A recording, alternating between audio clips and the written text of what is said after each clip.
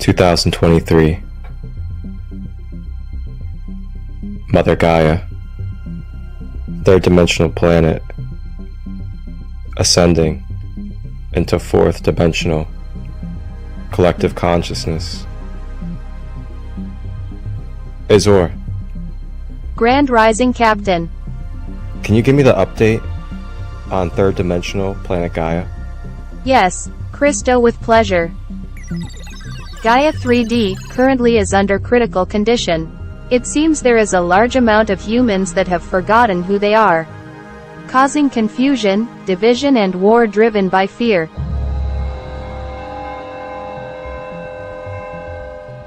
Thank you, Azure. Before we head down to Gaia, can you give me any information about the 3D world, as it's been a while since I've been there? Sure, the 3D Gaia. We will face much resistance from negative polarity beings as a dual plane. Karma and Dharma are in effect. There is free will. It will be wise to protect our energy and hold love. Alright, thank you, Azure. Sounds like we have quite the task at our hands. But that's why we're here, and that's why we've been called upon in the Galactic Federation to go down to planet Gaia, the 3D realm. Alright, Azure, let's get ourselves ready to go. Let's hit the time portal and make sure we land in the present day, Mother Gaia, third dimension.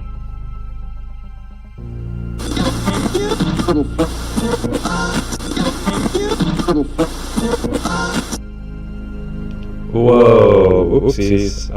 Yeah, not that one.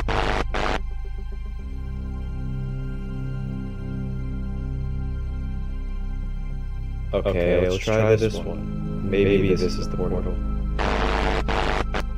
Oh yeah, Azure, this is a little too far in the future. I think we need to kind of go back a little bit. There we go.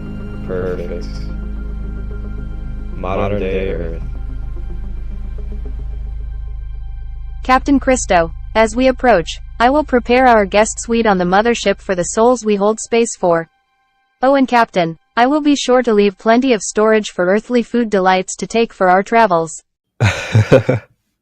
Oh my gosh, Azure, you never fail to make me laugh. You know those earthly delights?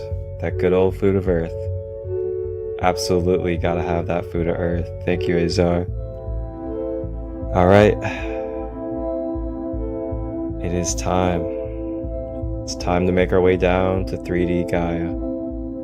To hold space, show love, compassion, bridge the conscious collective, and help provide knowledge and wisdom and tools so fellow souls can remember who they are, live in a unified mind state with a harmonious being, with holistic, conscious practices and tools that they may access efficiently and quantumly. Welcome aboard. I am Azure. Please get cozy. Grab a tea, snacks or crystals as we prepare for a sacred light conversation. The sacred holding space is down the hall to the left. Wholeness, balanced love.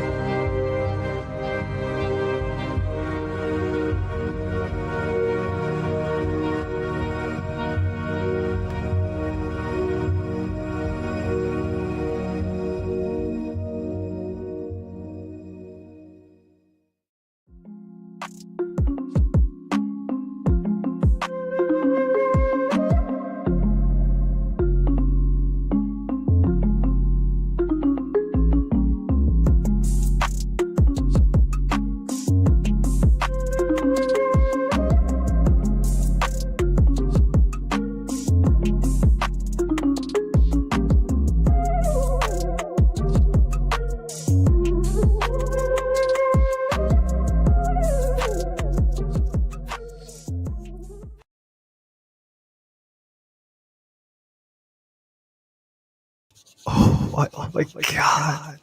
Oh my, jeez. Azure, are you sure this is where we're supposed to be? To find our next sacred guest for the, holy smokes, the Sacred Light Conversations? Does a little snow hurt, Captain? Yes, Ohio is where we meet our next sacred guest, Alex Toth. Glad I can be cozy back at our Gaia home space. He'll have food and tea ready for you, Christo. You sure don't want to make humor out of everything, Azar. But thank you. Glad that we'll have the tea and the food ready. Greatly appreciate that. Alex Toth out of Ohio is an intrepid entrepreneur in direct sales and marketing with living water. He is fully committed to achieving his own version of success. His passion for leadership is what drives him forward, constantly aspiring to be around other luminaries that inspire others. Spending time with his wife and daughter is precious to him, and he approaches every aspect of his life with the same level of aspiration and dedication. Enjoy this Sacred Light Conversations podcast as Christo and Alex explore the element of water, living water and water health.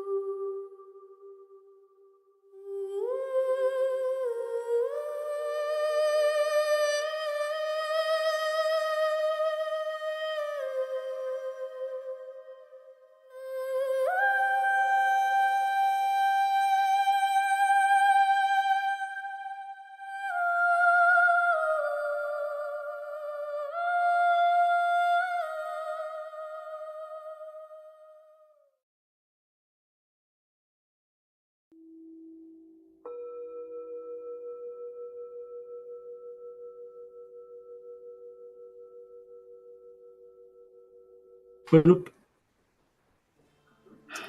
Grand day, everybody. Welcome.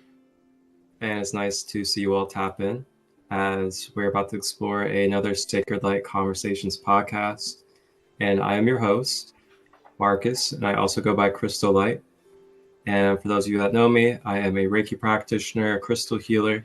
I also teach and help balance the chakras. I do inner child healing and much more.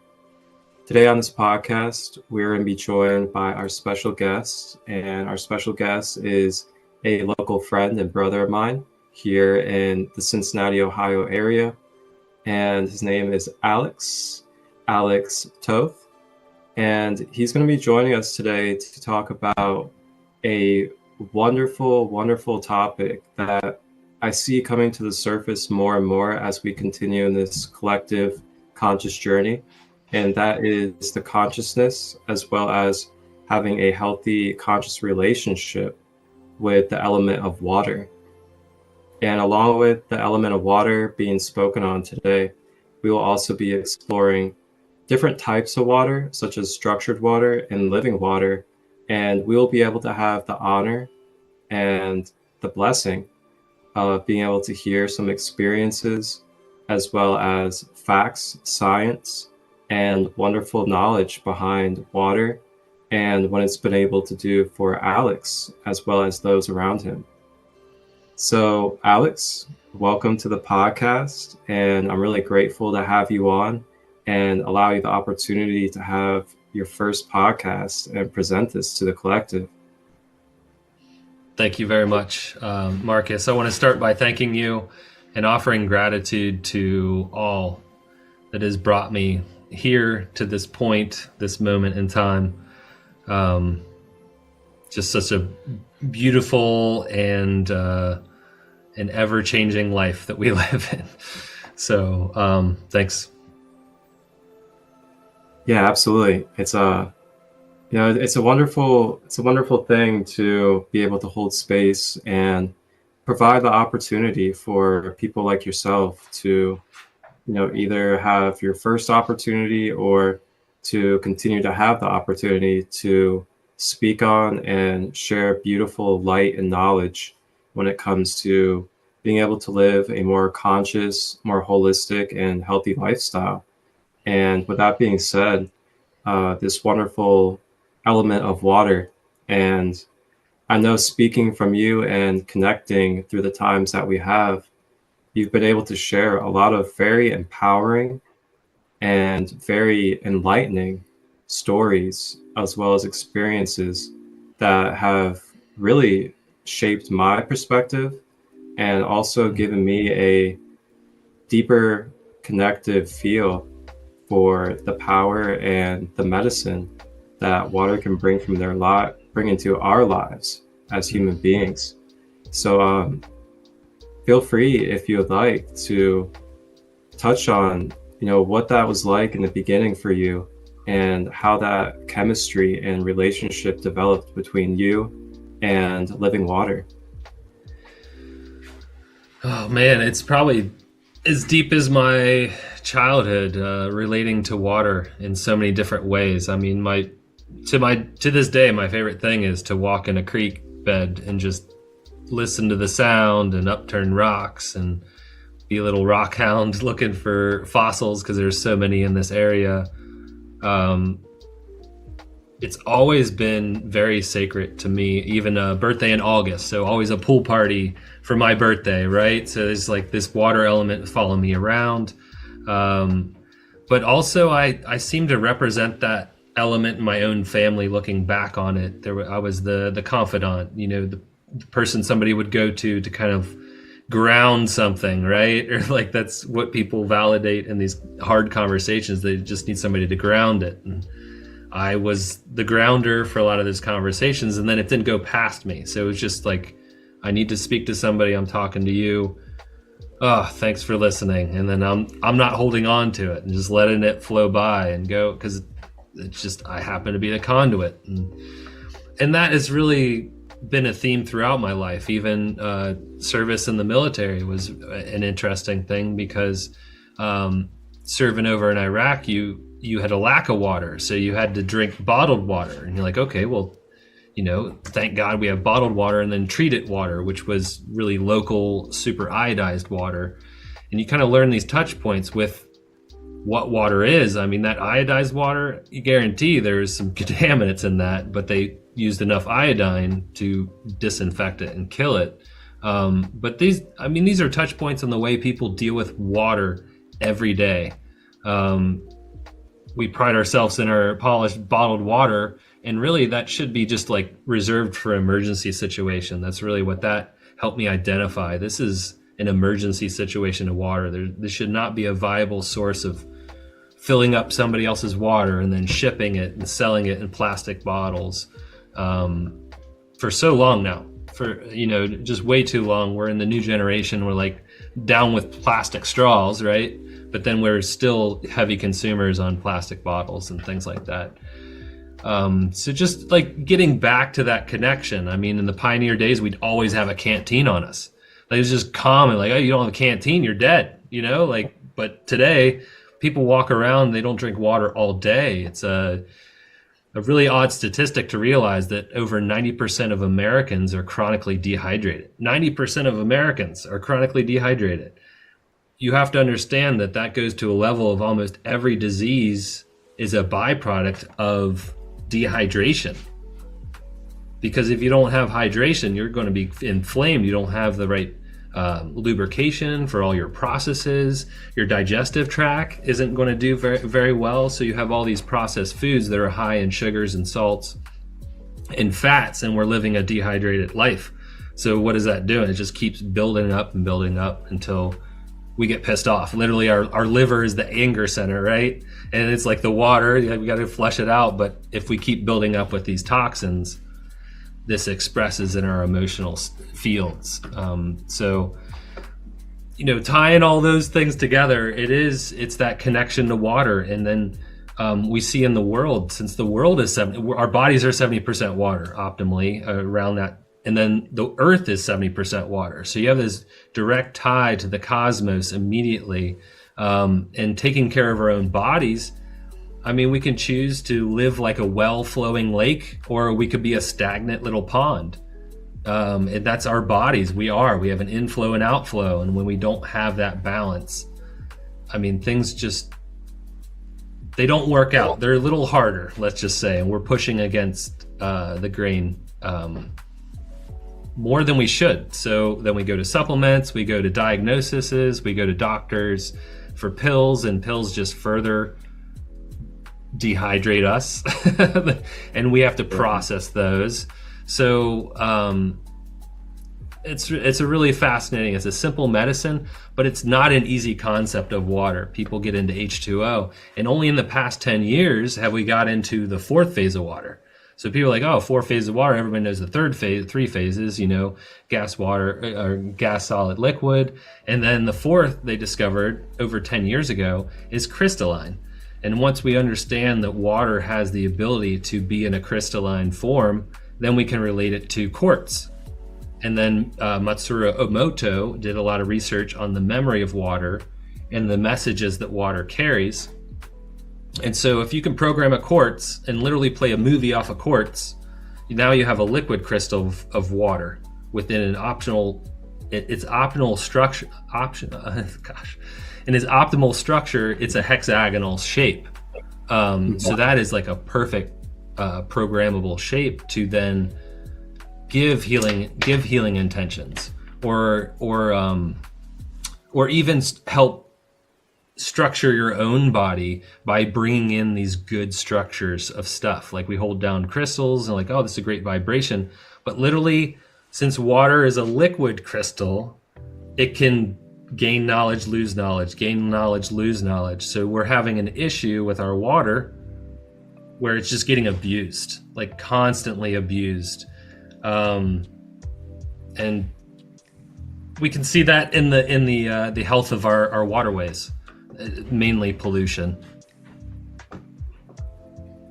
Yeah. Wow, thank you for sharing all that. And a lot of that makes sense,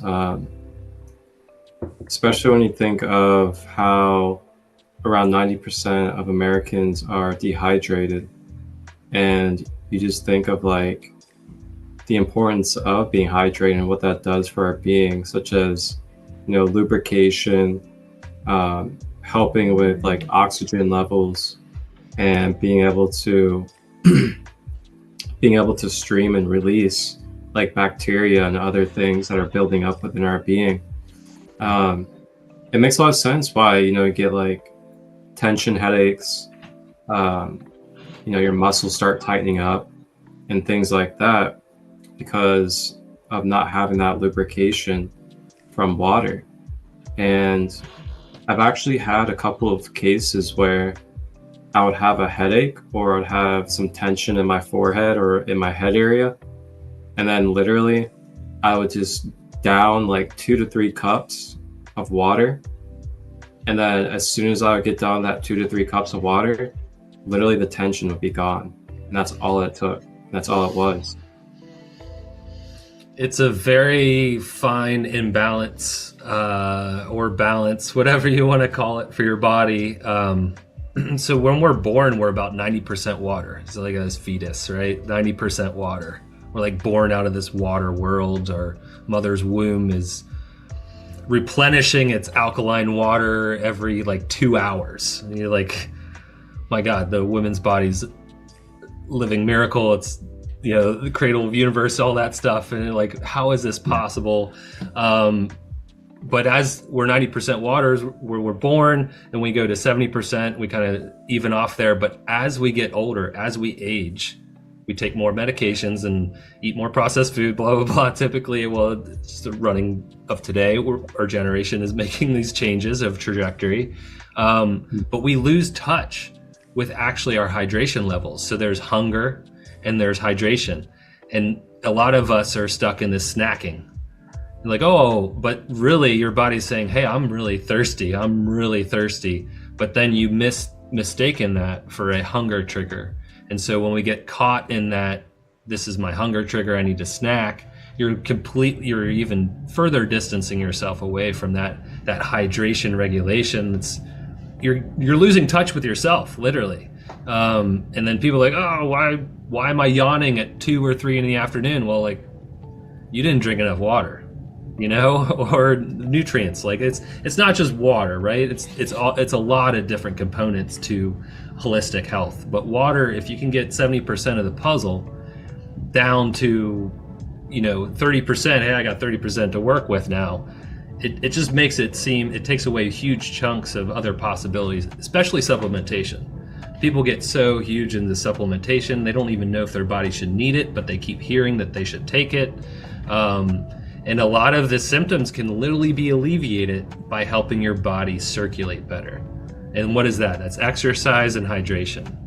And then spirituality, for sure. Like, I practice Qigong and Tai Chi, and that has added a whole nother level, because once you recognize your energy body, then you're just like, then it's an exponential healing, because you're tapping into these unforeseen forces that just, like, it gives me tingles. It literally gave me tingles right now that help. My chakras were just like, whoop, because it feels so close. And that's my passion, really, is to get people more in touch with their water. If that's like their pool time, like appreciating that pool, even though it's like super chlorinated, brominated, whatever, get your saltwater pool. I was gonna say saltwater pool. Yeah, get your saltwater pool.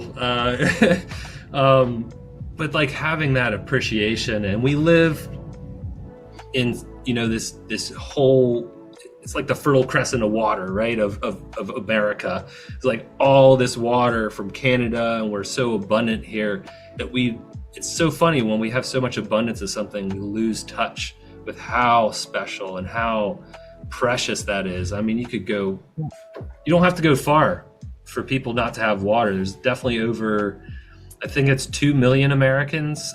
We work with a nonprofit called Dig Deep, and they dig wells and provide running water for people that have never had running water in the United States. And this is mainly in like the Navajo reservations or Appalachian places, like forgotten places of America, that this goes 100%. And 100%, right? 100% of your donations, you got to love those nonprofits that are like matching 100% towards the goal. But that's amazing. That's what we need to do. What's that? Oh, I was saying that's amazing. Do you want to touch on that at all? Just doing the work to provide people running water, or what do you think? Just the organization and, any way that people may be able to support. So aligning with water and finding a nonprofit is really easy. We have 2 our main ones are 3 of them. We have the Jocko Society, we have the Mangrove Project to save shorelines, and then we have Dig Deep. So the Dig Deep is more focused on running water for people. Like, you literally have this 80-year-old Navajo woman that's like brushing her teeth, and she's just like crying because she can use running water, right? Not a bottled water. They would live on 2 bottled waters a day. So 2 bottled waters a day, try to shower in 2 bottled waters a day, right? Or if that, right? And then they would probably reallocate for, young and old and all that stuff, because that's what you have to do in a survival situation. But that's the lost touch. We live, and then we have the Fiji water, right? And that's just my antithesis, right? Because it's a great tasting water, don't get me wrong, but you have such a layer of story behind that. Okay, you got the plastic bottled water, we can identify that, but they are taking water from the Fijians who are super poor and don't have access to that water, because they established a company and started siphoning off that aquifer. And so Fiji water, super awesome water at the source, but now you're paying $10 for a bottle of water that's oppressing the world. It's just a weird, the story behind marketing. And the marketing of bottled water only really came out in the 70s, so much as they bashed tap water. Like the bottled water company, like the whole marketing plan was to bash tap water, which definitely worked, because a lot of people went away from bottled or tap water, And I think we understand the EPA, the levels, the allowable levels, right? There shouldn't be any allowable levels of lead, and then we can get into other fluoride things if you want to on that. But tap water is actually the most regulated water because it's tested over 30 times a month. Bottled water, typically, if it's bottled in that same state, it is never tested. It's not seen by any federal mandate or regulation. It's just simply once it, so if you, a lot of it's bottled in Maine. So if you bottle it in Maine, you sell it in Maine, you don't have to prove that it's not contaminated or up to snuff. So they're literally having pasteurized water, heated up water, and immediately put into plastic bottles. And then we're like educated that, oh, don't leave your bottled water in your car and don't crinkle it. Like it's pasteurized. It's already been filled with hot water. There's already some of those, they're like hormone mimicking chemicals that look exactly like estrogen or testosterone, well, more like estrogen, and they take place in your receptors. So your receptors like this, and those chemicals in the plastic take place of the hormone that should be received by the receptor. So you're actually having a demasculating of our society by drinking out of all these plastics, or an imbalance of hormones at the very least. And people are going to their doctors like, I'm having hot flashes, this, and you're only 30 years old. But like, these are the real repercussions of introducing a petrochemical as the vessel for our drinking water. Wow, that is some very, very good information to know.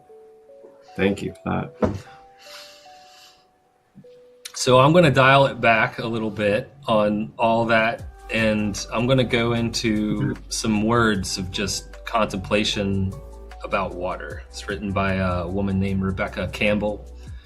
And as you listen to this, I want you to imagine, as for me, walking through your creek bed or staring out at the ocean, listening to the sound of a waterfall or the waves crashing against the shore, and feeling these words reverberate. May we hear the song of the ancient ones, imprinted in the waters of the world. Through connecting to the waters, may we attune to the great intelligence of life. May we honor all waters as sacred, both around us and within us. May we protect the sacred waters of the earth so that there is plenty for all, now and forevermore.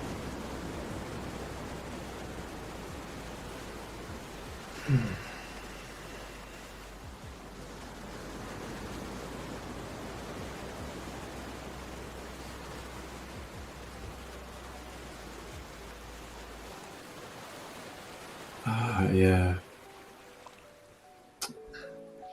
So it is. Yes, ripples. I love so much about water. It's just so many analogies you have, and being soft and hard, which I relate to in my qigong practice. But that also as a warrior, I used to serve in the military, as I said, and defining warrior and like these like finite definitions of things, and then just like it's like well, you can have that definition, but this is what I'm going to do, and I'm going to move forward with this definition. Just really empowering. We get to do that in today's world. It's our generation's job to do, redefine. Absolutely. You said you were in the service. How long were you in the service for? I was in active Army for 2 years, and then reserves for like a year and a half. But yeah, I did everything that you joined the military. I was at basic training, and then straight into basic training, individual training, and then after I was at my station for a month, then I was shipped over to Iraq for the war in 2003. So right in the beginning of all the craziness. Wow. Yeah, it was something. I bet, man. Well, thank you for your courage, and I'm grateful that you're here today. Yeah, me too. That's probably not the only thing that's threatened my life, but just I just have a lot of different experiences, and that's what I get to bring in my leadership. I'm a good resource leader, just like bringing forth things that help, dropping off the BS or dogma, whatever you want to attach to it, and then bringing forth like, hey, this could be helpful to you, and just let it sit there. Yeah, exactly. Sharing that wisdom. Yeah, and furthermore, like having a child of 3 years old, and really like the ultimate ego smash is having a child, I would say, in terms of that growth, because there's forced growth, but there's also leaning into the forced growth, and then your child gets to see these human emotions, right? You're like, oh, I'm acting like a butthead, or I'm yelling, or these imbalances that you're showing, but those are anchors in like, but they overcame it and they came back. They're like, oh, I get angry sometimes, or I get upset but then that's okay to express that wave, and that's been really cool. To recognize the feminine absolutely of that wave. There's a really good quote by a wonderful man that I've studied throughout my life, and he's like a spirit guide for me, and his name is Bruce Lee, and he has a quote about being like water.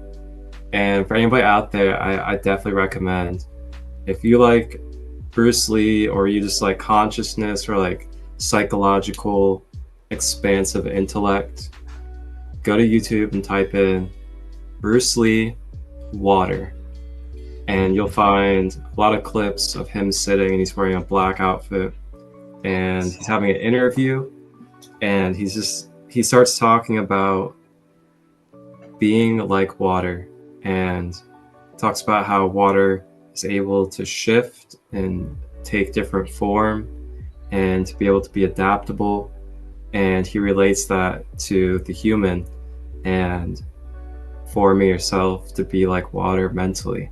It's a wonderful quote, wonderful quote.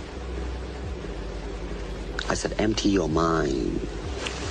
Be formless, shapeless, like water. Now you put water into a cup, it becomes the cup. You put water into a bottle, it becomes the bottle. You put it in a teapot, it becomes the teapot. Now water can flow, or it can crash. Be water, my friend. Quote. So Alex, I want to ask you, what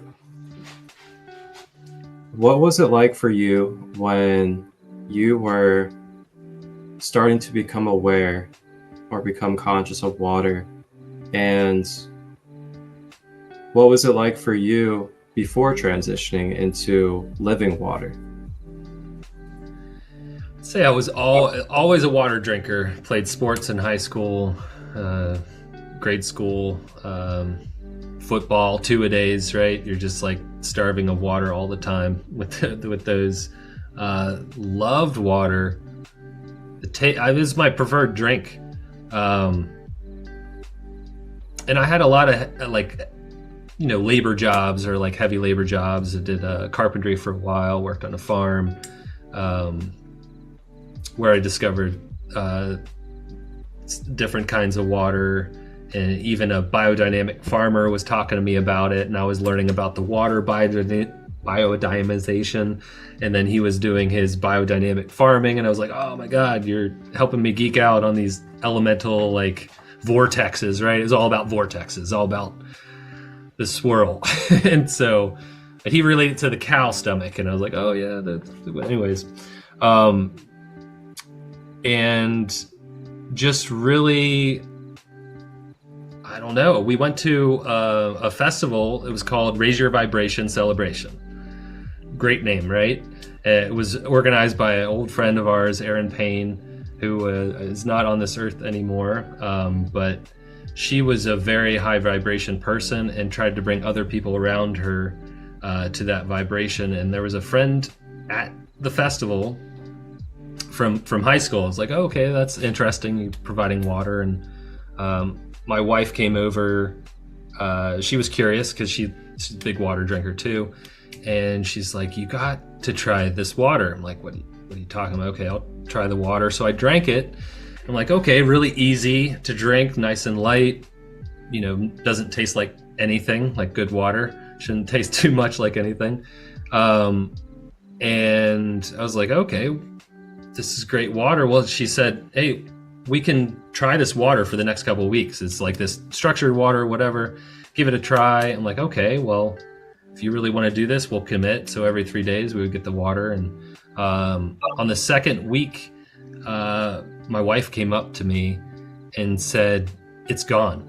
I was like, what do you mean it's gone? And little did I know that she had been suffering stoically, like just silently, with her ulcerative colitis of 7 years. And she said, no, you don't understand what I was struggling with. Like, I haven't had like a regular person BM, right, in like a long time, and uncomfortable like GI tract issues. And I was like, oh, so it's gone. Like, this is two weeks and you had it for 7 years. It's gone. Okay, whatever. But no, she was dead serious. And then I slowly had some results with like acid reflux. And then I slowly realized that I did a genetic test that actually has a genetic mutation, happens in 40% of the population, with methylation. So I started learning about methylation. What is methylation? And methylation is the final process of detoxification. So your body's getting rid of toxins, processing it, but right at the end, if it can't methylate, it builds up in your liver, typically. So you have type 1, type 2 diabetes, you have depression, anxiety is all part of these because your body's building up these toxins. Well, thank God I came across some water that helps to detoxify you more. And so with this water being smaller in structure, so more hexagonal shape, our body absorbs it easier, and it also has a negative charge to it. So you're replenishing your negative ions in your body at the same time as providing the universal solvent for nutrients into the cell, and then toxins flushed out of the cell. And so what I was finding, and what my wife did, she just hydrated her gut. She just started hydrating her gut to a certain level where it's like, okay. And there's definitely a bit of uncomfortableness when you start rehydrating something. You're taking a raisin, you're turning it back into a grape. So for the first day, she's like, oh, I kind of feel bad. But the next day she was like releasing, right? Releasing. And then after the first week, she's like, I have normal poops. Like, oh my God. Like, and that's just such a magical thing to me, because I am in love with the simple things, like so in love with the simple things. And a lot of like old masters of the Renaissance, so like they have these very simple answers to like complicated questions. And that just like Leonardo da Vinci is like huge on that. Like, here's the answer. You're like, yeah, there's more than the surface, but that's a pretty good answer. So there's like these levels of things like that can't just be the water, can't just be the water, can't just be the water. It was the water. She didn't change anything else, but then that was the catalyst to change the food, to exercise, because if you're losing weight and you're feeling better, I mean, that ulcerative colitis and itises of any kind really slow down people, and they're super common today. So you just never know what people are going through. So yeah, we had results from that in her GI tract, and I had like acid reflux went away within a few months for me, which I had for 12 years. I was taking omeprazole after military service for 12 years, which actually causes heart issues. If you take it for a long bit of time, it's only meant for a short bit of time. So I really don't know what it has saved me, but I got off all medications, just started hydrating better and putting more focus to my body, and the water helped me do that. So yeah, it was just basically a friend that I knew from high school that offered the water. Once Kat had those results, I'm like, all right, we got a purchase to make. And so we made that purchase, and we haven't looked back since. Wow, that's truly phenomenal to really be able to reflect on how structured or living water has been able to do that for you. And not just you, but for your wife also. And what a testimony. Like, what a testimony you both are for what this kind of water can do for our being. It's truly incredible. That's it makes you think a little differently about, you know, what we have at our hands and the way that we're utilizing it, and how we can kind of like alter and slightly, you know, think a little bit differently about our relationship with things like water that we have such an abundance of, and is literally within almost anything. It's really incredible how we can have that relationship with it, to where, you know, we're restructuring it, and it's you know, taking upon information and helping heal and medicinalize the being. It is so phenomenal. It's a magical element. It really is, because it just is. Like, water is so is, right? It just is. So I don't say it, but like, so you're talking about restructuring, right? And like, oh, why are we restructuring water? Well, the original structured water is coming off of glacial mountain streams, you know, twirling and tumbling through these rocks and minerals and feeling the charge of the earth. And so people are like, oh, restructure, why do we need restructure? Why using electricity and all these things? It's because it's lost that structure. It's so far from that mountaintop that, you know, like the Mongolians are drinking, or, you know, like the high mountain people are like living to 120 years relatively disease free. And the research for this technology came from them researching those streams. They're like, okay, good diet, exercise, outside. What's the linking connection to all these like mountainous places? There's one in like Lourdes, France.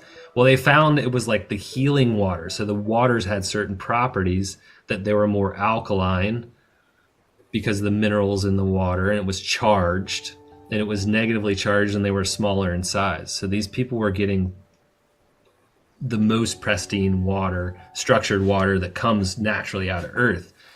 Now, granted, we can't all have access to that, so that's where the Russian and Japanese scientists came up with this ionized water, or electrolyzed reduced water, if you want to go into the medical whole of all that stuff. And we're able to put it basically in a box that can hook up to your tap, and then you run it through, it filters it, and then restructures it, and comes out the other side just drinking water, or cleaning water, or degreasing water. Like, literally, people focus on the drinking, the living water, the structured water, but you can also structure water for a disinfectant. You can make a 2.5 pH to kill bacterias, and the technology actually was tried and tested in hospitals in Japan for the first 20 years of its existence. So you got all this efficacy behind this device, where the Japanese really care for those long-term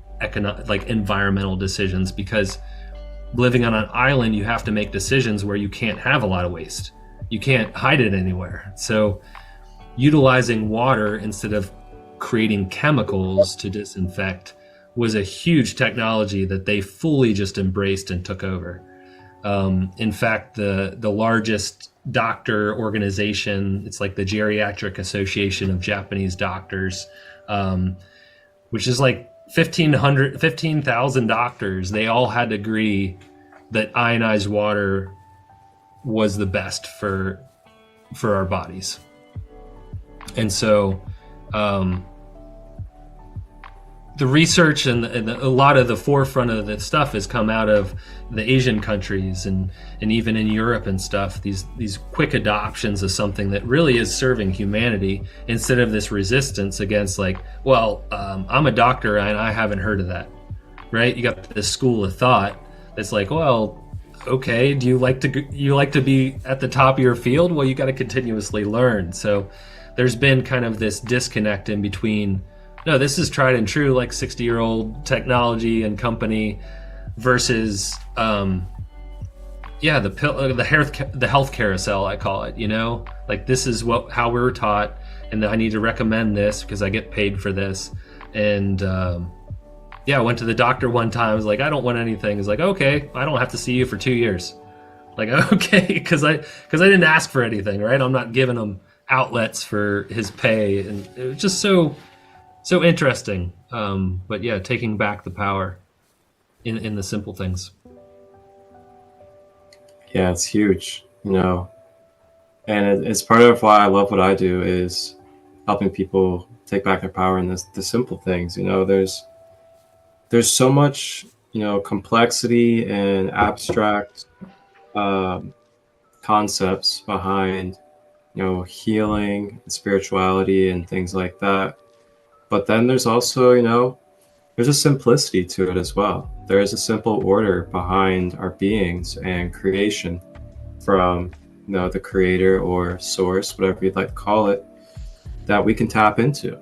And we can tap into that simplicity field and really be able to bring harmonization and bring peace to our being. The more we can tap into simplistic ideals and simplistic ways of being, and it's done wonders for me. I know that for sure. You know, simplicity as in, for example, the only thing I drink is water or hot tea, and you know, I try to stay light, mainly plant-based, and I just try to, you know, stick with my routines of meditation and yoga, and then allowing myself to kind of unfold with the rest of my space and the rest of my day, to where I'm not forcing things really in my life. I'm just kind of taking care of my being and making sure that I'm as balanced as I can be, and then letting things attract to me and kind of happen as I go. And it's been a wonderful change for my being. I used to deal with a lot of anger, frustration, resistance, as well as you know, forcing of feeling like I needed to be validated and all these different things. And the more that I just came into bringing back the simplicity of focusing on my health and focusing on the ways that I can be my best self throughout the day and throughout night, and everything. But I have a couple questions for you. Yeah, sure. And so this first one's kind of like a two-part question. First question is, what are your top waters that you would recommend for anybody out there that's looking for, you know, healthy living water? It can be, you know, like, it can be different systems that you like to use. It could be certain companies that they could buy from, or something that they could do at home within their own. I know, for example, myself, for about 4 years now, I've been making at-home shungite water, which is my at-home water system is shungite. So I'm curious, what are your top recommendations or your top favorites when it comes to healthy living water? Yeah, sure. I mean, there's more and more coming out all the time, because I think you have a market of health that people are confused enough about to buy anything.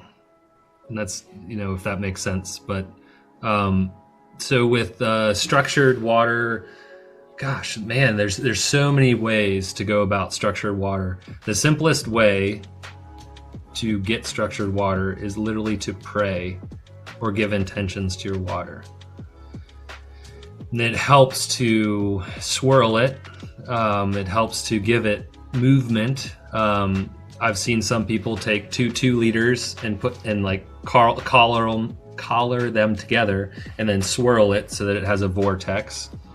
And you can also put a magnet around the neck of that. Matsuru Emoto was all about putting prayers and intentions to it. So his directions are basically love and gratitude are the highest vibrations that can be programmed to water, or so it's been researched. And so he will literally sit there with the cup in his hand and say, love and gratitude, love and gratitude, love and gratitude. And he's direct. So there's direction, there's intention. You're holding that pure thought in your mind to direct towards this vessel of water. And that water structure will change with your vibrations and with your intentions. And then it becomes your medicine. Yes, water is good, it's hydrating, but there's something lost in the water that comes straight out of the tap. And the right angled pipes, they run perpendicular or parallel to sewage lines, high powered lines. So if you're talking about an element that picks up memory, you have all these memories of being abused until it gets out that tap. And with those prayers, you can give back that structure.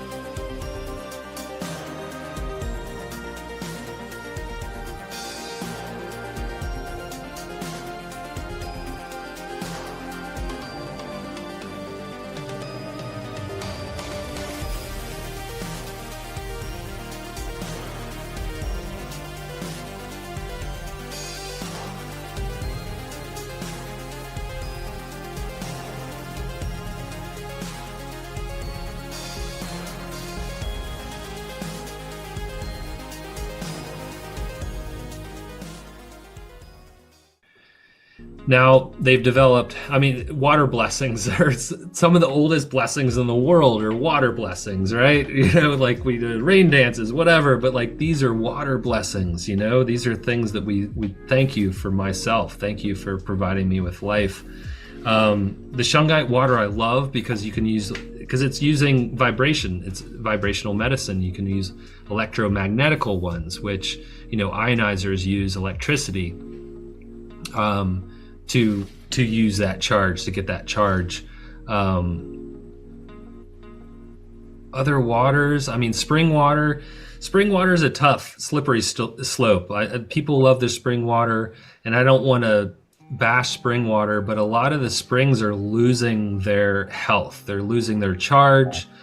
They're actually contaminated many times. And as much as I really want my prayers to negate contaminants, we still live in this physical world, and our body will have to process those things. So if you're getting from a spring, just make sure you're filtering it on top of that spring, and understand that a spring is only as good as the health of that spring. And so that's the negative charge, and that's the tumbling. And so you have the tumbling and swirling, but now you have agriculture around it, leaching in potentially, chlorophylls, chloroform and all that stuff into your water, which just waterborne illness type of stuff. So you gotta consider the soils and the way that the soil is nowadays in a lot of areas as well.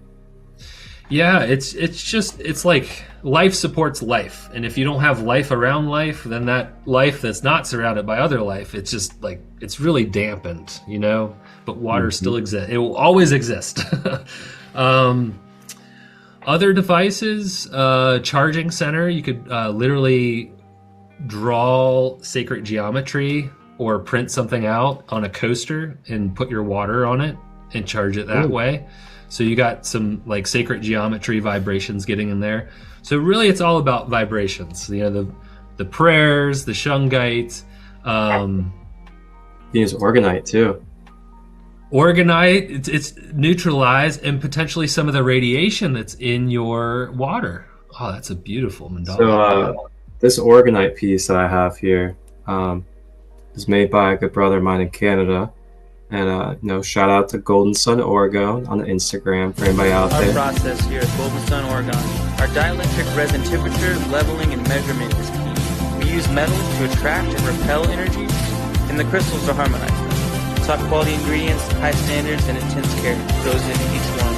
Place them by Wi-Fi routers, cell phones, food, and your bed. Drop link in bio. He makes orgonite pyramids, and he has a degree in engineering, so he puts an engineering mind to his creations.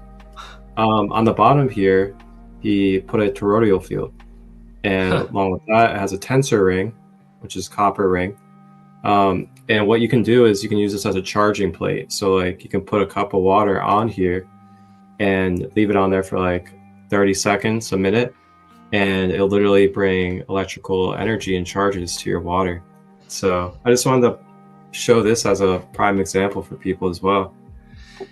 Yes, and as you go down the journey of this research into structured water, you have to bring it back to like fruits and vegetables and like assimilation of water into fruits and vegetables, because those are like, we thrive on fresh fruits and vegetables. Why? Well, there's all these minerals in there, the fiber, but there's also all this structured water that helps our body do the process it needs to do. And it's so unique, like in that cucumber, it's 99% water. It's full of structured water. And even the new points of like watermelon, right, being structured water and alkaline water. These are huge touch points that our ancestors have always known. We just now have books to confirm that that's what we're supposed to do. So the charging is amazing. I think it can be done in so many different ways. Now, the system that we kind of came across beyond all that stuff, because the first one I came across was literally holy water, right? That's the first structured water most of us know of, holy water. So what is holy water? It's literally priests or pastors or whatever praying upon water so that when they do the anointment, it has a special significance, or the Vatican or whatever. So I just want to bring that perspective. A lot of people like, oh, this structured water is kind of new or whatever. And like, no, this is an ancient ceremony that's still being done. Just people aren't loud with it, right? Like, oh, you might think I'm crazy if I'm doing this. Like, no, you're crazy if you're not doing it of sorts. Well, I don't want to call anybody crazy, but so the system we found, know that anybody is crazy out there in the world. You are all loved. Yes, that's right. Retract us. Yeah, I'm still crossing generational definitions and stuff. But the system we found basically was by a company called Enagic. They started back in the 50s and 60s in Japan. They started off as a medical device manufacturer, and they only sold to hospitals for the first 20 years of their existence. They found a way to create structured water in a free flowing way. So they take like platinum and titanium, medical grade plates that are negative and positive. They filter the water first, and then the water, does its swirl as it would swirl right over those plates of a negative and a positive charge. And then the drinking water is a negative charged water. People often mistaken it with alkaline water, but this is alkalized water. So alkaline water is something that has been chemically altered to be a higher pH. I can add baking soda to any water and raise the pH of water. That's what alkaline water is. But with these systems, with electrolysis, the electricity it puts over the water, it basically restructures the water and it creates a negative charge of a hydrogen. So you're having this hydrogen-rich pH, potential of hydrogen-rich water, negatively charged hydrogen-rich water. So that is a very living component. That's why I call living water, and basically disassociates after like 3 to 5 days. So you have a natural process, you ingest it, you get the therapy, which now like hyperbolic chambers with hydrogen therapy is a huge thing. People pay thousands for these techniques, but all I'm doing is zapping my water, to say it plainly, and getting my free hydrogen out of that, and my body recognizes that as the most powerful antioxidant. So we deal in a world of negative and positive. The positive, it can be oxidative, and the negative can be antioxidant. So if I'm taking in all these negative ions, I'm negating that oxidation potential.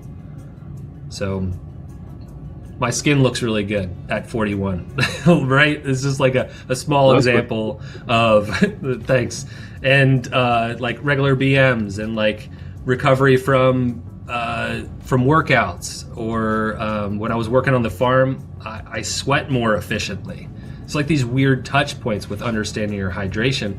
And I didn't understand any of that, chugging a gallon of tap water, because I was a garden hose guy. I got to admit, like I was totally like garden hose guy, but I loved water. I didn't know anything better. And once I knew better, the whole game changed. So I like the free-flowing ionizer systems, because other ones are like charging stations, or you're limited by how much. But this one you can cook with, you can clean with. There's a beauty water, basically. So I have like a big testimonial, and hopefully people aren't queasy, but I burnt my hand really bad. So this happened Christmas Eve. All right, Christmas Eve. This would have been an emergency trip to the emergency room, $1,500 for emergency trip, and then whatever process, whatever. But after I burned it, the worst burn I've ever had, I stuck it in the beauty water, the 6.0 pH, and it's a slightly positive because it is what our skin pH wants to be. So I was able to stop the burning by putting my hand into this water and keep replenishing it. And then the next day, by the time it stopped burning, I was able to use the different waters to treat it and disinfect it from getting infected. And I've kept it nice and hydrated with the charge that my skin needs. So that's like the level that I like the ionizers versus the charging pitchers or stations or little bits, because it becomes literally a place of wellness. I go, hey, I burned myself. What is this? I got a cut. What did I do this? My skin, my baby has a staph infection on their diaper line. What do I do? So like I've been able to actually reclaim a lot of my power from running to the hospital or like being upset with like the littlest little thing. Not that I always have been, but those are huge points. It's not just your drinking water, it ties into all other things. I use it in a neti pot too to take care of my sinuses when they get stuffed up and stuff too. So that's really why I get passionate about this work. It's literally I am disrupting chemical production. I'm disrupting beauty chemicals and stuff. I'm not saying to get rid of your beauty regimen. You just have to add a foundation of hydration first before slapping on whatever that topical cream is. So it's like the true foundation of beauty is water, is hydration. And those ionizers have really, and then also, as part of my my business. Now I get to impact everybody around the world. So I get to touch families all around the world and make a generational shift. People, like literally families with chronic like constipation, they're not constipated anymore. So they just changed their water, and now they're not. So like that's prostate cancer in the future to me. Like I don't want to make any medical claims or something like that, but I find it very passionate to give somebody a simple change. And when they make that simple change, because they love water anyways, or I turn older guys into water drinkers after they start drinking the water. They see an ease. They're just happier people. Like I think that's the basics, the best testimonial I can give. They're just happier, healthier, hydrated, happier people. That's wonderful. Like, wow, to be able to provide something so essential and so simple into people's lives, bring a healing benefit, is such a beautiful thing. Because there's a lot of complex ways, and there's a lot of required things and required steps to a lot of different healing practices and healing modalities. But with this, it's truly amazing that it's just simply changing the water that you're ingesting and how much you're frequently ingesting the water, and for it to just be able to basically go in and restructure your being into a balanced state. It's such a medicine and beautiful gift we have here. I feel really privileged to be involved with it for so long. I've had my ups and downs, and I tell you what, water is an emotional element. So like, if you get involved with water, just understand there could be things like, whoa, what was that? Where did that come from? And you just process it, right? You just process it. But that is the beautiful thing about water. It can be shaped and reshaped and go around and flow. And hey, there's a boulder. I don't care. I'm water, right? It's just like, I'll wear it away or something, this element of like driving force that I believe water has. And it's been echoed into my life and my own personal healing. I think when you take on certain projects, especially maybe elemental or like things that elevate other people, you really, I don't want to call it test it. It makes you more aware. And when you're more aware, things come to you. They're like, are you sure you want to do that? Are you sure you want to do that? And then you're just like, yeah, I want to do that. Yeah. And then at one time, okay, I don't want to do that. I'll reach. And then it's like the step back. But then you need that step back because maybe you're growing too fast or you just weren't ready for that bit of information. And that's been a huge force to just keep showing up. Because I did early on in the business, I was like, I want to be more like water, like the element of water, and then like understanding what water is. I got like a children's book on like the water cycle, right? I was just like geeking out of like, I haven't looked at this since grade school, and like, what's the water cycle of water, Yeah. And so it just helped me relate to more in humanity, and that connection is so strong. Like that, the simple 8 lines that I read about water, you can just feel yourself sink into almost a pool of water and just really sit there, like, because it's our womb. It literally is like, we're not separate. We're not ever separate from it. So that has made it very a big prolific journey, but it also has made the bumps, so to speak. I love it. Thank you so much for your articulations. So I was curious, like, there's a lot of tension, and I also thought about this as well with the shungite water, and how like shungite water is used in Russia and like their water systems and stuff. Have you ever thought about like anything of how we could bring support or bring a change to places like Flint, Michigan here in the United States? Flint, Michigan's a tough one. it's like just bureaucracy deciding who's most important, and it's like really that's a really tough thing to work against. So that I tie into our nonprofits. That's why I go back to Mangrove Project and Jacques Cousteau Society and Dig Deep, because these people are at the forefront of like making that change. Getting involved with like even your local like water, like river guardians or water guardians. There's always some local group that cares about the waterways. I know in Cincinnati, we had a group that was trying to prevent fracking, and I think they did prevent the fracking, but then they were going to try to put a facility right along the Ohio River with like radioactive material they're going to bury underneath the river and stuff like that. And they were going to put up a plant, and it was like a plant that was from Korea that was going to produce these plastic pellets. Like, I wouldn't have known about any of that unless I was talking with these people that really had the pulse on the water situation there. Wow. The train spill, I mean, I really thought I was in a really safe area, like for water, like clean water, and then the train spill happened in northern in Palestine, and just like I got more filters. I was like, I was just like at this scare. It's just so strange. I think the best thing you can do is really, it's just to tie into people that care about water and the rights of water. So right now, a big movement is to actually give personal rights, like a business has its own entity, has its own rights. So they're trying to get rivers and lakes and trying to pass legislation where they're actually giving the river its own identity to have its own rights.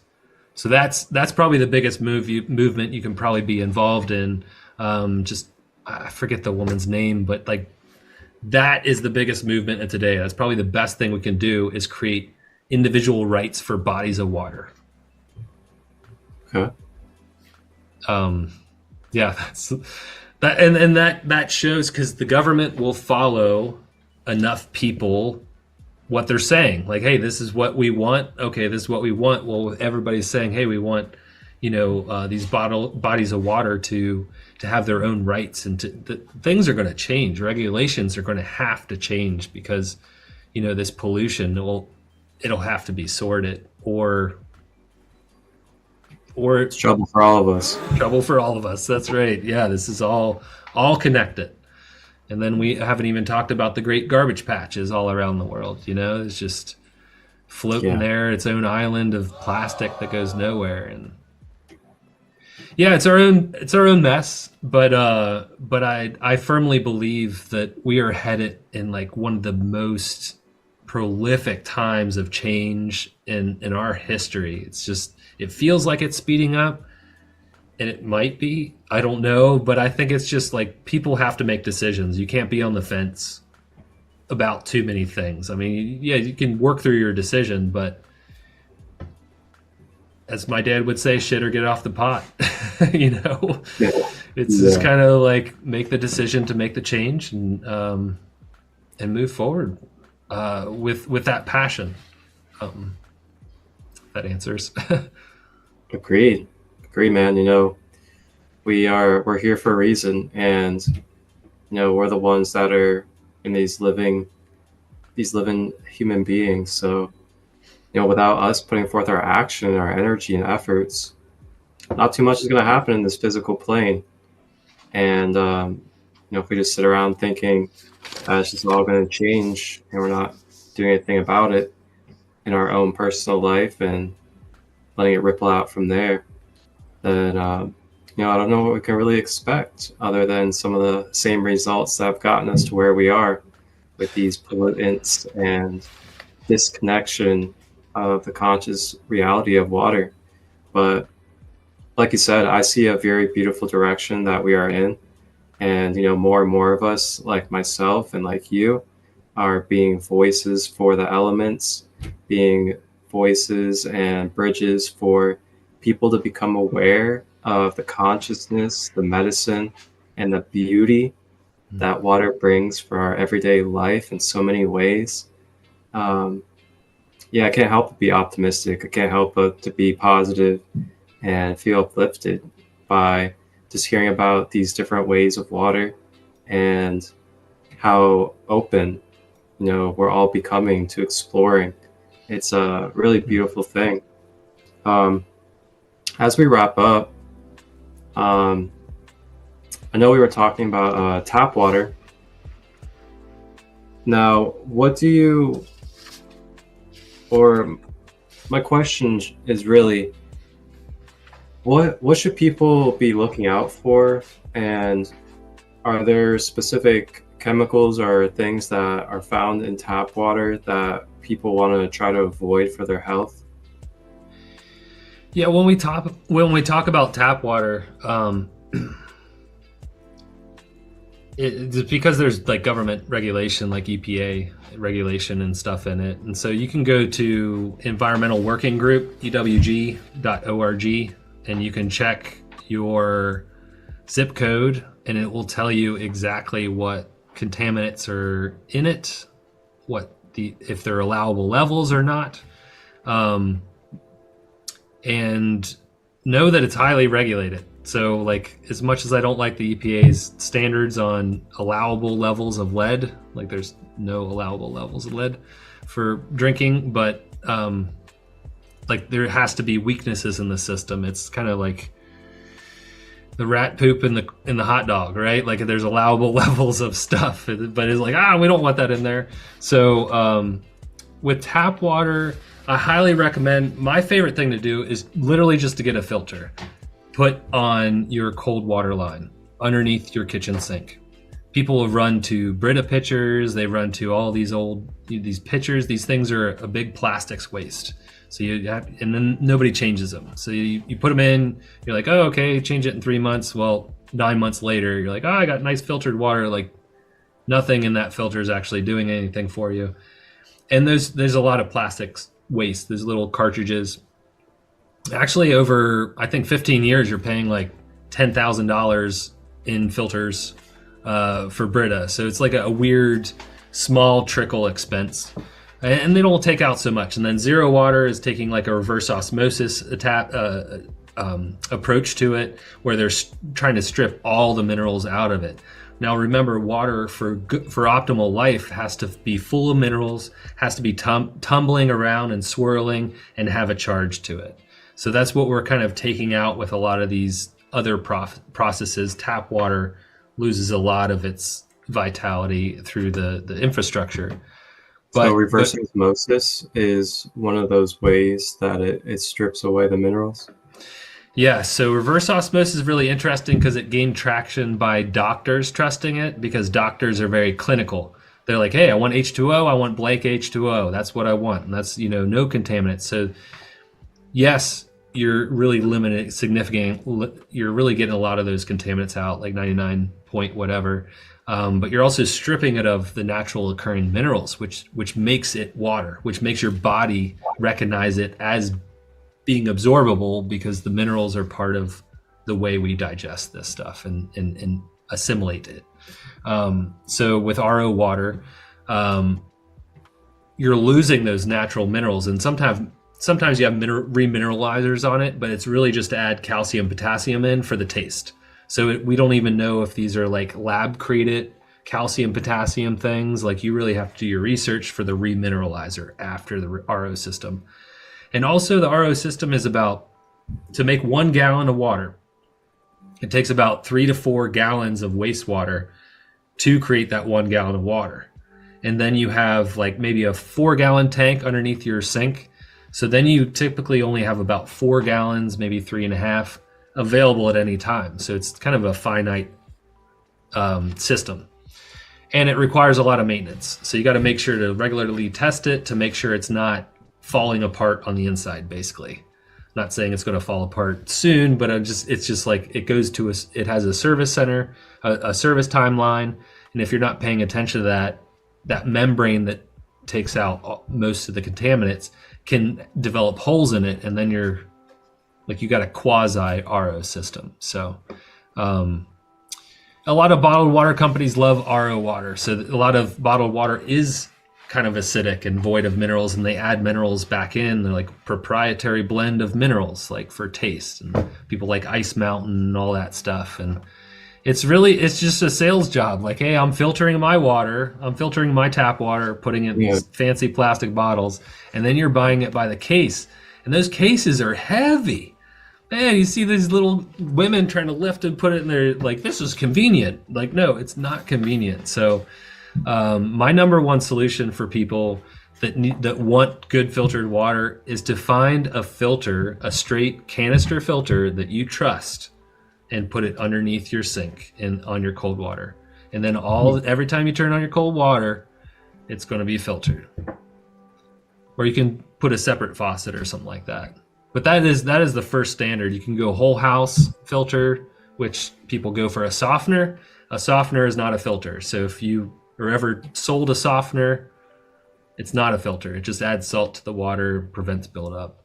But reverse osmosis, to me, I've seen so many people that are so acidic. They're huge water drinkers. They're relatively healthy, but they're having these acidic diseases because they're drinking RO water. RO water is called dead water in Japan.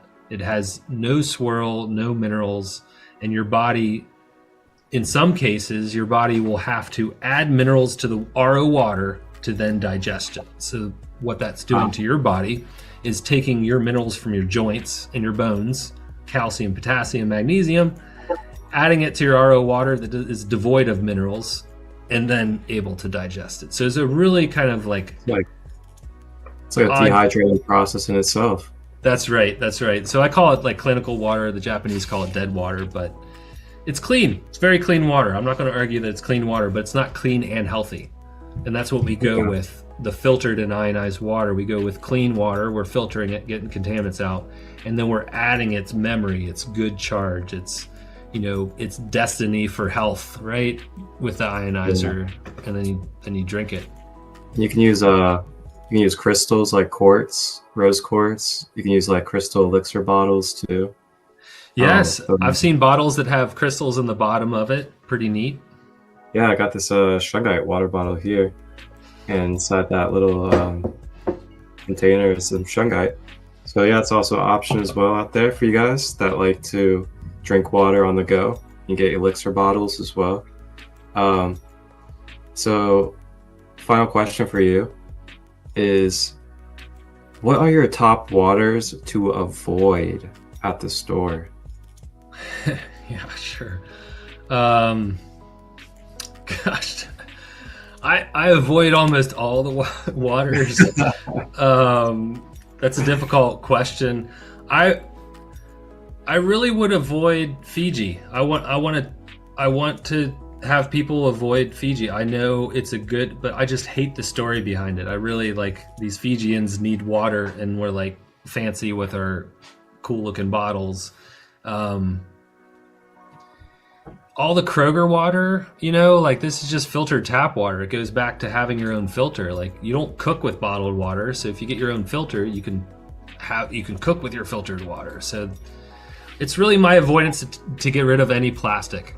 Like any regular purchase of a single-use plastic is probably my greatest avoidance. If you find a fancy one in a glass bottle, it'll be infinitely that much better, but it's been sitting on the shelf for months. So yeah, I don't really have.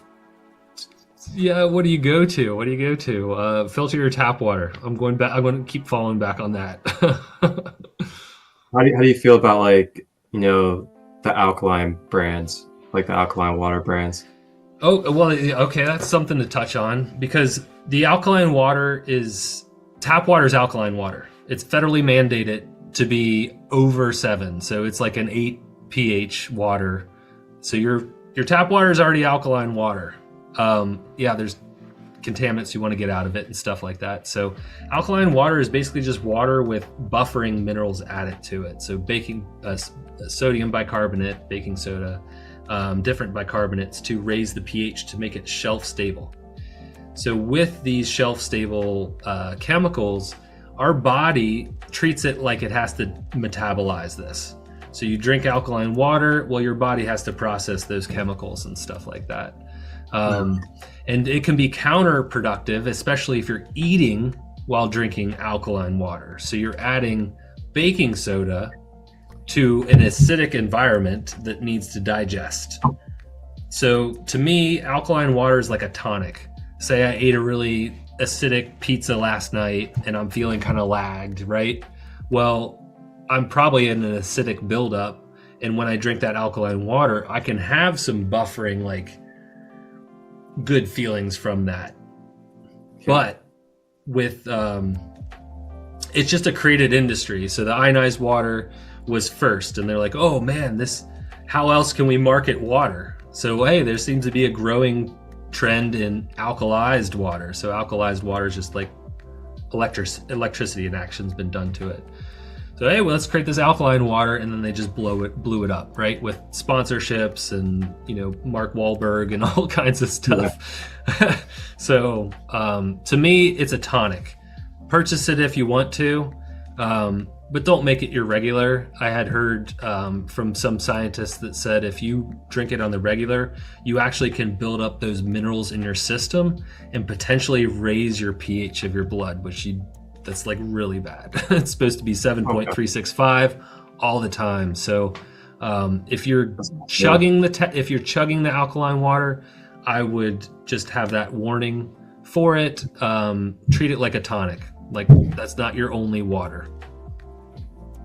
That's wonderful information. Thank you for that. That's very valuable to know, especially the reverse osmosis too, because I feel like there's a lot of people out there that just get the general idea that reverse osmosis means it's like a really high quality water. So thank you for clarifying that. That is super valuable.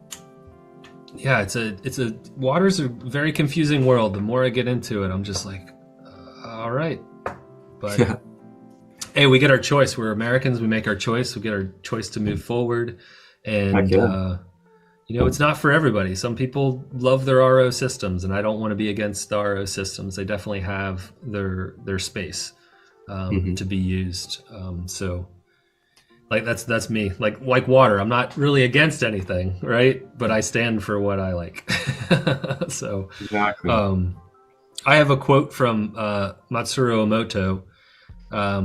If you don't know Matsuru Emoto, he was able to freeze crystals of water and show that our intentions had an effect on that water.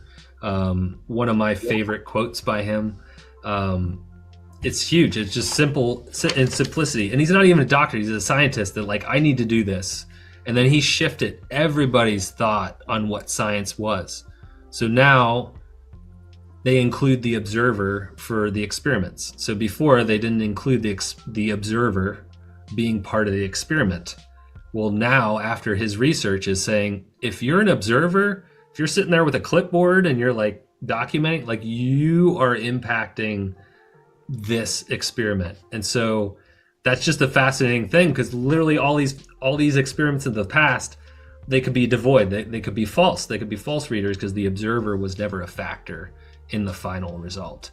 So that's kind of what he kind of pushed this paradigm shift of the whole medical profession. And he says here, we must pay respect to the water and feel love and gratitude and receive vibrations with a positive attitude. Then water changes, you change, and I change, because both you and I are water.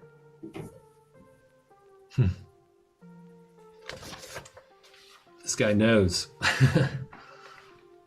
It's like Bruce Lee says, be water, my friends. Be water. Wow.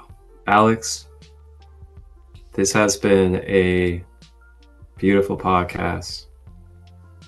And what do you know? We said around a half hour, and we divinely flowed in a beautiful flow for over an hour. And it's felt like it hasn't been that long. Wow. So true. Thank you, Alex, for being here. Thank you for your journey, your path. and your experiences with this beautiful element of creation that is within basically all fabrics of this material world that we're experiencing, and that is the element of water.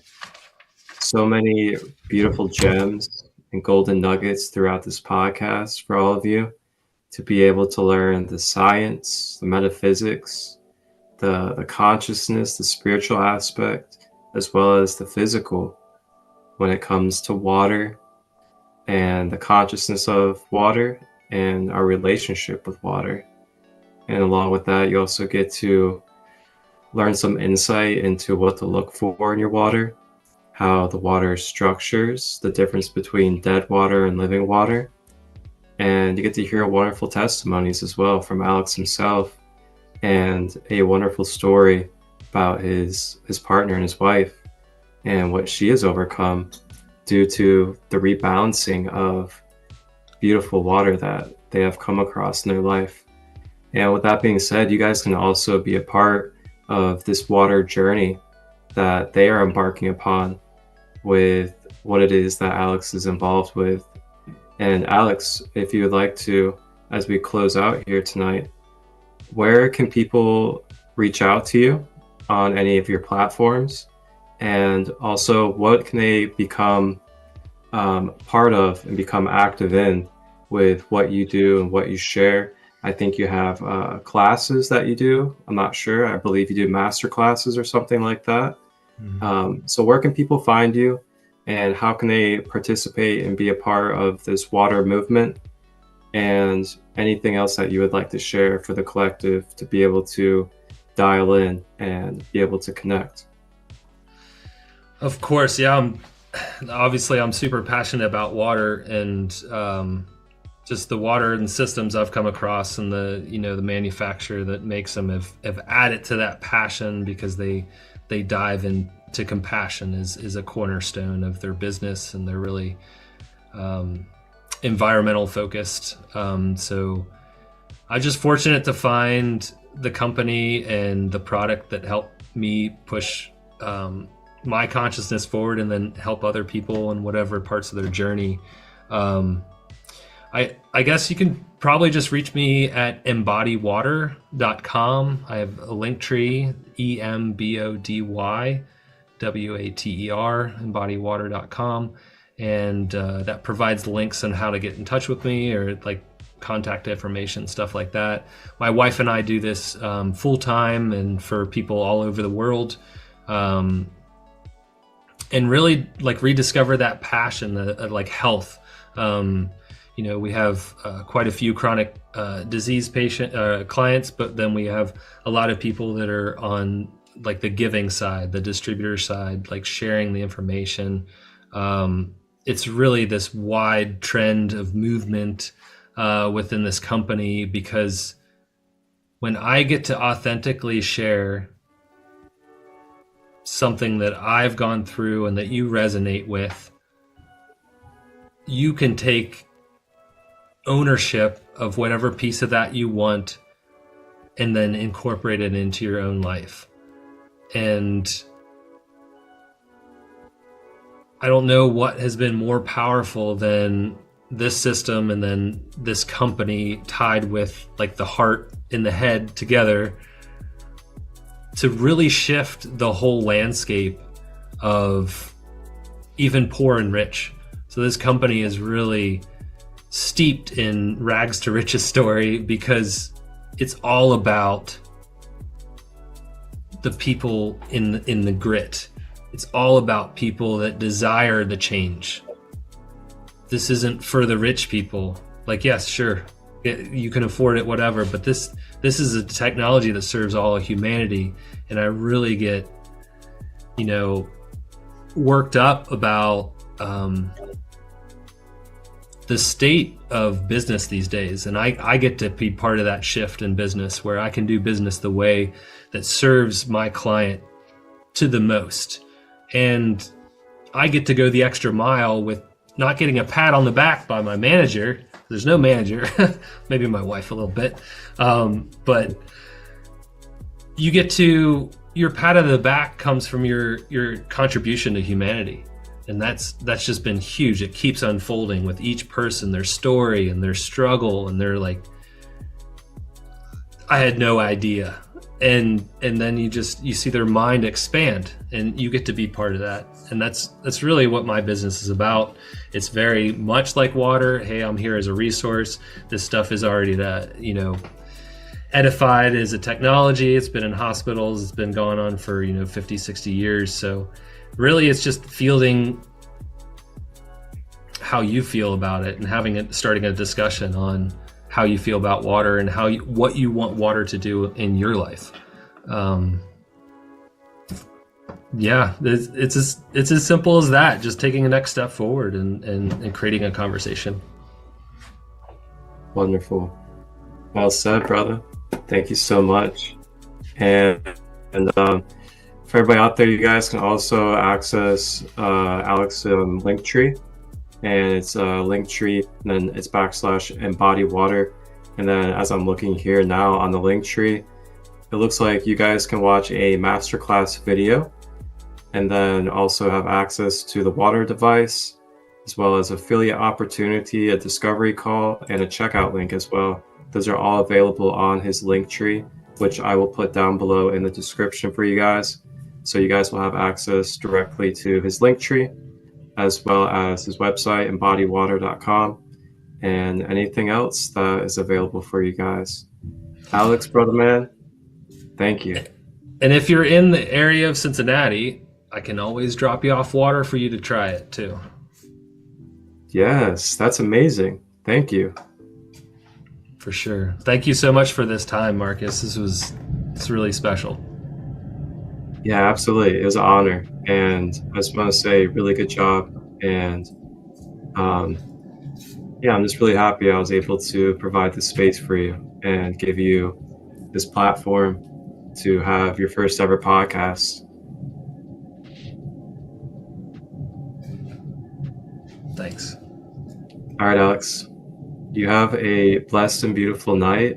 Thank you for joining us on this Sacred Light conversation as we talked about the consciousness of water, as well as developing a conscious relationship with water. You guys can watch this on YouTube, Sacred Light Healing and Wellness, and there'll be highlights and clips on Instagram and Facebook as well available. And you guys will be able to leave any feedback or comments down below. And we appreciate any feedback or comments. If you guys have any questions, feel free to comment them or reach out. And I'm sure either one of us will answer to the best of our abilities for you. Thank you guys for subscribing. Thank you for all the support. And I appreciate all the love that I've received along this journey. Wholeness and balanced love. Have a blessed and beautiful day.